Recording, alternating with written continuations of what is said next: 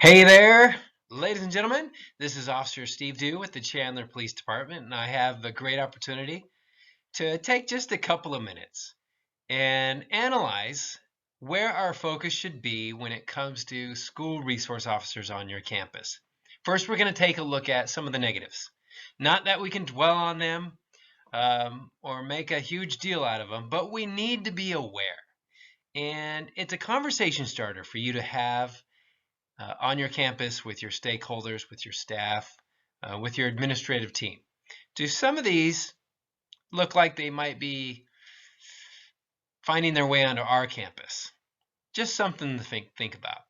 So, where should our focus be? Be aware of the uninformed school community. It could be business owners, it could be neighbors wondering why is there a police car parked out front of our local elementary or junior high?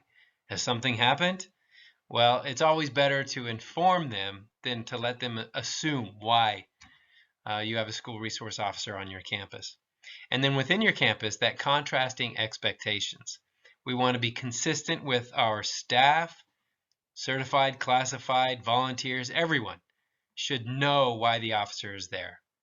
And it makes it very challenging when a staff member has an expectation of an officer and asks that officer to do things that would be contrary to what the administration and the school safety program would encourage.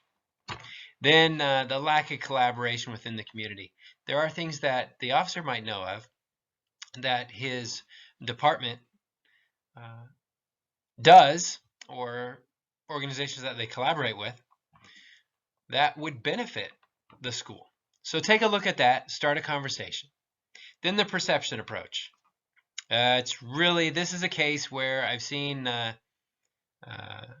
administrators, for example, just say, "Ooh, nice, now I have an officer to be my heavy." We don't want to get into that mindset. We want to avoid that perception approach. Concepts that are not data-driven. Then we take a look at zero tolerance policies. Officers, there's plenty of reasons in regards to the Arizona revised statutes to make an arrest, but we do not want to criminalize juvenile behavior. So these two go hand in hand. For example, littering. We could cite everybody for littering. We could cite everyone that gets into a fight for disorderly conduct. That meets the mutual combat statute. But that might not be the best thing to do on your campus, especially when you have young people trying to navigate the adolescent world. So just think about, are we criminalizing juvenile behavior? Then looking at no evidence-based practices. Hey, I saw a really cool Pinterest or Instagram post. That would be a great idea to implement on our campus or use as part of the school resource officer program. No, we want evidence-based practices. We want data-driven purposes. And then intimidating interactions. You're not there to be heavy. You're not there to assist with classroom management. You're not there to scare youth into submission. You are there to be a positive, approachable adult on campus. You're there to build protective factors. Then take a look at student and police interactions. Is there a level of accountability that we need to take a look at? Are these things being documented on the weekly activity log? And if you jump down to no defined interactive strategies, officers, you should be aware of the concepts and principles that your school administration is trying to emphasize. Are they a campus that utilizes positive behavior intervention? Are there certain key phrases and concepts? Do they focus on certain character traits? You should be consistent in your approach and utilizing that verbiage and concepts. Then lectured lessons, and you'll learn a little bit more this week about how to present a lesson that would be most beneficial to youth. But it's not the way that law enforcement learns, with that PowerPoint and gathered in a room.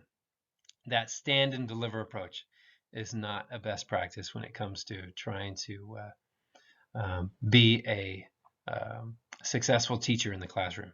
And that's ultimately what you become. become when you're teaching law-related education.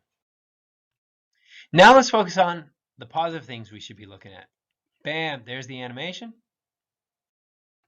Now we look at the unified approach that the school safety program is going to emphasize, creating an environment that those within the environment feel safe and it's conducive to teaching and learning. The school safety program does that. It takes a look at the data. It takes a look at how we can include, how we can collaborate. Continue forward. And these are the positive things that we need to look at. And then that word you're going to use over and over. You're a prevention. You're a prevention. You are another approachable adult. You are increasing a student's protective factors. Protective factors. Great conversation to have with your administration if you don't know what that is. Protective factors. Know that school resource officers within the program are going to be having training such as these: understanding adolescent brain development, trauma-informed care, suicide prevention, de-escalation, recognizing and supporting students with special needs. This is in addition to what the officer brings to the table. And I think it's really valuable for administrators to ask the officer, what other training do you have? Do you get training from your department about implicit bias, about youth mental health first aid, about emotional intelligence, about ethics and professionalism? What kind of additional training that you would have that would be beneficial for principal to share with students, staff, teachers? What do you bring to the table? That's what I'm trying to get at. These are positive things to focus on. Next, you'll learn about positive classroom instruction, student-centered approach to make it impactful and permanent so that they make better choices and they learn from the law-related education that you'll be participating in. And we focus on that multidisciplinary team. Showcase the multidisciplinary team every chance you get.